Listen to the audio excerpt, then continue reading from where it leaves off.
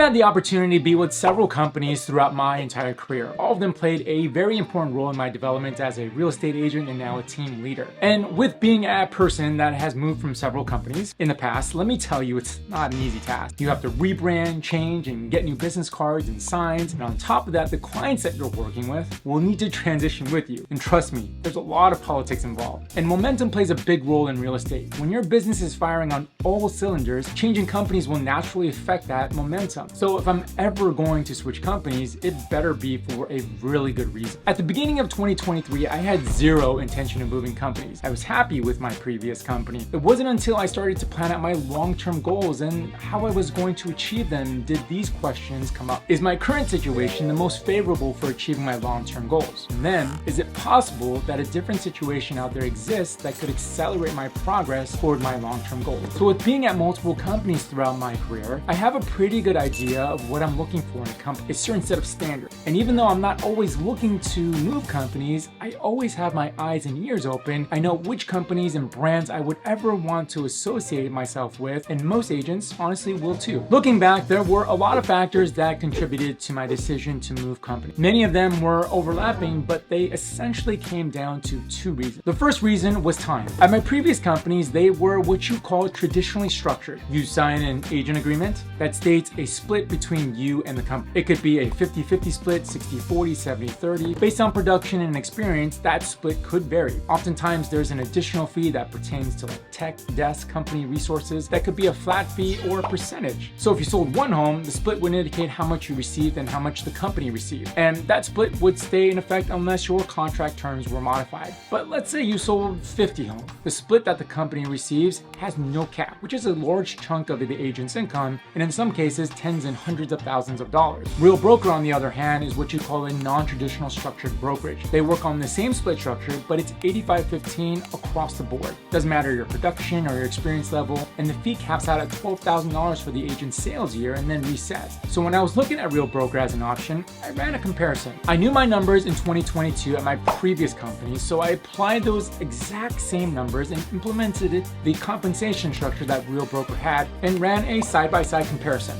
The results showed that the 40 homes that we sold in 2022 at my previous company were equivalent to selling 32 homes at Real Broker. Think about it. If you ever bought or sold a home before, how much time goes into buying a single home? Consultations, viewing multiple properties, writing multiple offers, negotiating contracts, review and signing and getting pre-approved, inspections, driving. Now times that process by 8. That right there is a lot of time. And what's the difference? The companies and how they're structured. Number 2 was energy. Now, I'm not the type of person that's going to slack off. I want to use my time wisely and the most efficient way possible. There's no way that I'm going to make the mental decision to help fewer families so that I could just be the same. I'm always pushing myself to do more, and the way that I look at that side-by-side comparison shows me that I had options that were only available to me if I was at Real Broker. I could have had the time and energy to serve 8 more families in 22, and let's say I didn't have to sell a single home more. That was 8 transactions worth of time and energy that I could have been a better son, a husband, a father, a friend, or a team leader. That's another recital that I could have tended to miss because I had to work. Energy that I could have devoted to my wife, or time and energy that I could have put towards my personal health and well-being. But when I started to think about the time and energy spent within 8 transactions and multiply that by the next 10 years, that was the difference that made all the sense in the world. It's not like I have all the time in the world. I just want to make sure that I use it wisely.